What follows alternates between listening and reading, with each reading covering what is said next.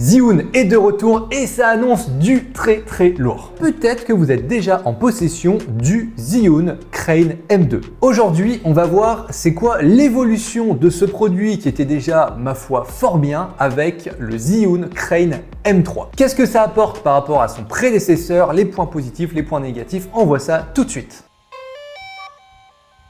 Déjà, on va se pencher sur le design, sur la structure de cette nouvelle bête. Elle se démarque sacrément de la concurrence, pas dans la structure qui est assez classique et proche de ce qu'on nous propose habituellement sur le marché, mais là où ça va se différencier, c'est plutôt dans sa gamme colorimétrique. Alors, ok, c'est peut-être pas le plus important, mais un petit point quand même. On retrouve là un mélange de blanc, de noir et de rouge qui donne une identité propre au produit et qui est, ma foi, de toute beauté. Sur les côtés de l'appareil, vous allez avoir une lumière d'appoint qui est intégrée, dont la température est entièrement réglable. On est là donc sur un stabilisateur qui est pensé pour le vlog, mais également le journalisme. On sent que la marque veut mettre en avant le côté éclairage de cette machine, qui fait toujours plaisir. On retrouve là un point commun d'ailleurs avec le Zhiyun Smooth 5 dont on va faire la vidéo très bientôt, donc restez sur la chaîne. La grosse différence, c'est que la lumière d'appoint est fournie à part sur le Smooth 5 mais est directement intégrée au Crane M3. Peu importe la raison pour laquelle vous avez envie, vous avez besoin de ce Crane M3, il est facilement déployable et ça c'est un gros plus. Tout est pensé pour ça, on notera notamment le système de fixation rapide de la gamme Crane dans sa version 4.0, facilitant le montage, l'équilibrage et le démontage. Bien sûr, tout en sécurisant au mieux votre caméra.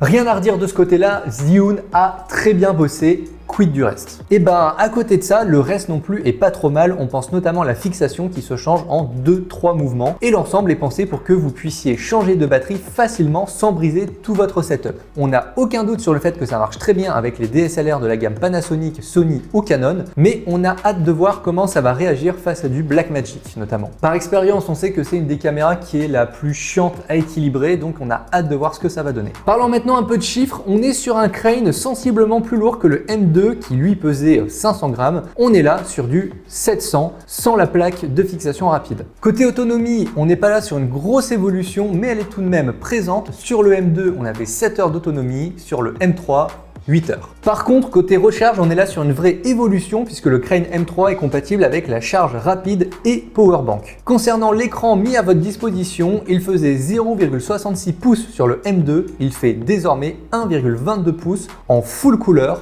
sur le M3. Grâce au joystick, à la molette arrière et au menu, vous allez pouvoir très facilement modifier vos ISO, votre ouverture, votre obturateur et l'axe de roulis. L'écran, reparlons-en, il est entièrement tactile. Repensé pour être beaucoup plus intuitif et plus facilement utilisable également. On regrette cependant que les menus ne soient actuellement disponibles qu'en chinois et en anglais. Au niveau des modes, écoutez, on est sur du classique où on peut trouver un peu partout, donc aucune révolution, mais ça a la tête haute face à la concurrence. On pense notamment au mode time-lapse, un mode vortex pour faire des plans en rotation à 360 degrés et un mode go pour que votre stabilisateur ne perde pas une action rapide, notamment sportive. Mais pour moi, deux fonctions sortent du lot et sont vraiment intéressantes à mettre en avant. Le premier, c'est le combo émetteur-récepteur qui est déjà intégré dans la machine. Ça va vous permettre notamment de connecter votre stabilisateur One Handle et votre caméra en Bluetooth. C'est tout bête, mais ça fait un câble en moins et moi, j'aime pas trop les câbles. Évidemment, à voir sur le long run si cette connexion Bluetooth est stable et efficace, mais si c'est le cas, c'est un énorme oui.